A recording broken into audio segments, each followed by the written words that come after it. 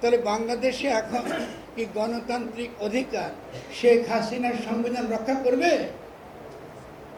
করবে? করবে না।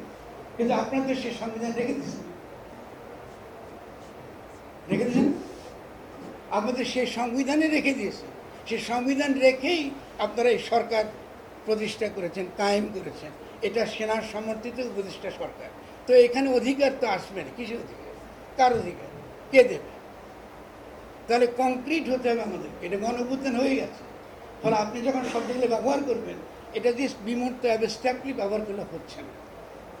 ফলে সাংবাদিকদের প্রথমত খুব গুরুত্বপূর্ণ, আপনাদেরকে একটু আরও যে সকল আলোচনাগুলো সারা পৃথিবীতে চলছে এটা সম্পর্কে একটু পরিচিত হতে হবে। সেটা কেন? গণতন্ত্র কথাটা যখনই বলবেন তার সঙ্গে যে প্রশ্নটা আসে এটা হলো গণ অভ্যুত্থান। গণ অভ্যুত্থান যদি না থাকে, প্রশ্নটা না থাকে, তাহলে গণতন্ত্রের কথার কোনো অর্থ নাই। কারণ এই গণতন্ত্র শব্দটাই তৈরি হয়েছে ফরাসি বিপ্লবের মধ্যে দিয়ে, বা ব্রিটিশের যেসব বিপ্লবের মধ্যে, বা মার্কিন বিপ্লবের মধ্যে দিয়ে। তো ফরাসি বিপ্লবকে সকলে আইডিয়াল মনে করে, কারণ সেখানে প্রথম আমরা দেখেছি তার একটা তাত্ত্বিক প্রস্তাবনা ছিল, যেটা ইমানুয়েল সিএস নামে একজন তাত্ত্বিক ছিলেন। তখন তিনি এই গণতন্ত্রের একটা ব্যাখ্যা তিনি দিয়েছেন। গণতন্ত্র কি?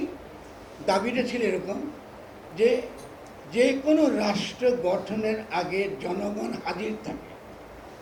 জনগণ আগে না রাষ্ট্র আগে? জনগণ আগে। তাহলে জনগণের অভিপ্রায়টি হলো গণতন্ত্র। আর আপনারা যাকে নির্বাচনকে গণতন্ত্র বলেন, এটার সঙ্গে গণতন্ত্রের কোনো সম্পর্ক নেই।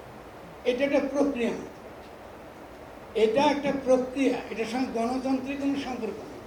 কারণ গণতান্ত্রিক রাষ্ট্র গঠিত হওয়ার আগে ইমানুয়েল সিএসের বক্তব্য জনগণ থাকে। আমরা যেমন জনগণ, আমরা আসি, রাষ্ট্র থাকুক না থাকুক, সংবিধান থাকুক না থাকুক। তাহলে জনগণের অভিপ্রায় যখন ব্যক্ত করা হয় এটাকে বলা হয় গণতন্ত্র। সে অভিপ্রায়টা সে কী করে ব্যক্ত করে? গণ অভ্যুত্থানের মধ্যে দিয়ে সে ব্যক্ত করে। তাহলে আপনার এখানে গণ অভ্যুত্থান একটা হয়ে গেছে 5ই আগস্টে। সেখানে কি অভিপ্রায়টা ব্যক্ত হয়েছে?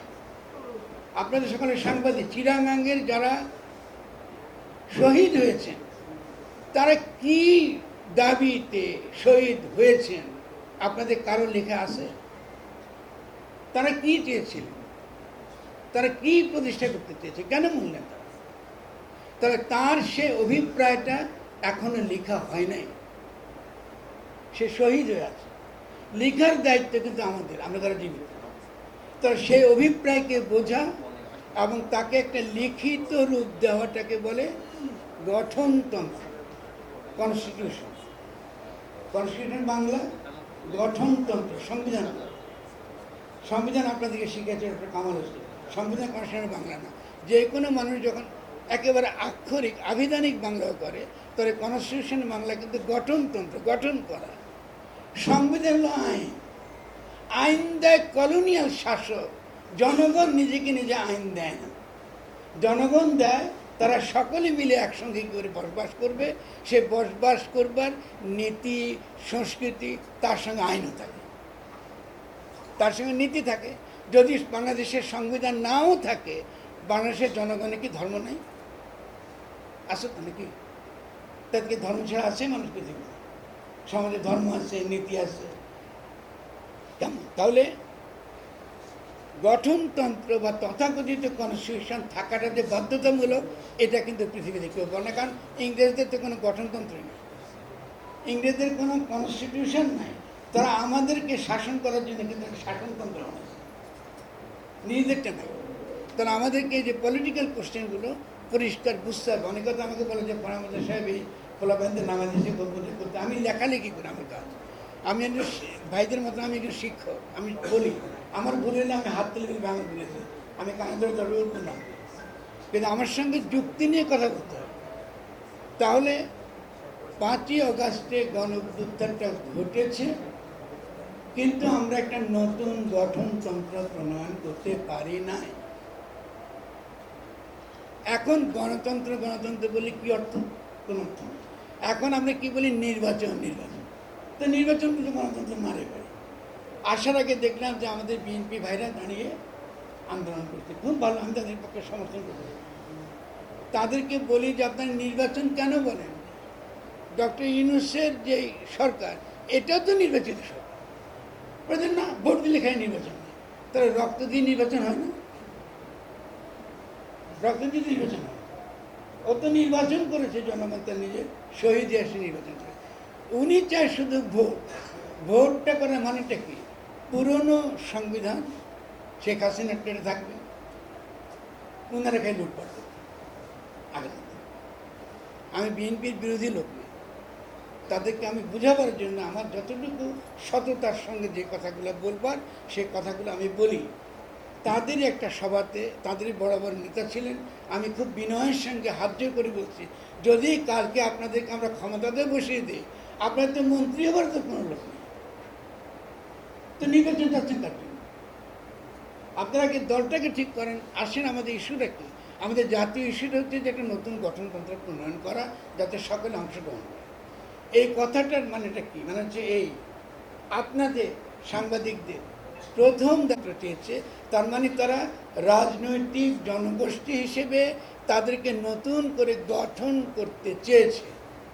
তারা নতুন করে গঠন করতে চেয়েছে যেন আর কখনো ফ্যাসিবাদ না আসে, আর কখনো ফ্যাসিস্ট রাষ্ট্রশক্তি না আসে, আর কখনো ফ্যাসিস্ট রাষ্ট্র ব্যবস্থা না থাকে, এবং টুপি পরা দাড়ি পরা লোককে যেন জঙ্গি বলা না হয়, আর যেন কোনো সনাতন ধর্মাবলম্বী খালি গেরু পোষণ করলেই তাকে ভারতের দালাল, এরা হলো জঙ্গি, এটা যেন বলে না।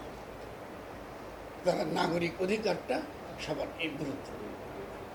তাহলে এটা আমাদেরকে হাইলাইট করা দরকার। যেহেতু আমাদের দেশে ইসলাম অত্যন্ত গুরুত্বপূর্ণ ধর্ম, পাশ্চাত্য সমাজ কিন্তু খ্রিস্টীয় সমাজ, গণতান্ত্রিক সমাজ না, ভুল ধারণা। আধুনিক রাষ্ট্র খ্রিস্টীয় রাষ্ট্র। আধুনিক খ্রিস্টীয় রাষ্ট্রের যে তত্ত্ব, এটা এসেছে রাজতন্ত্র থেকে, এবং তার আগে সভারেন ছিলেন আল্লাহ, বা তাদের ভাষায় গড। গডের সভারেন্টি রিপ্রেজেন্ট করে গির্জা, এখন গির্জার সভারেন্টি রিপ্রেজেন্ট করে রাজা, রাজার পরে এসছে এটা গণতন্ত্র। ফলে এটা খ্রিস্টীয় ধর্মতত্ত্বেরই একটা ধারাবাহিকতা। আধুনিক গণতন্ত্র বললেই যে আপনি পাশ্চাত্যের সব কিছু ভালো হয়ে যাচ্ছে, এটা সত্যি কথা নয়। তবে তাকে আমাদের ক্রিটিক করা দরকার আছে। কেন? কারণ আমরা একটা পোস্ট কলোনিয়াল স্টেট, মানে আমরা একটা উপনিবেশের দ্বারা শাসিত একটা জনগণ। ফলে আমাদের মনের মধ্যে ঔপনিবেশিক ধ্যান ধারণা বেশি।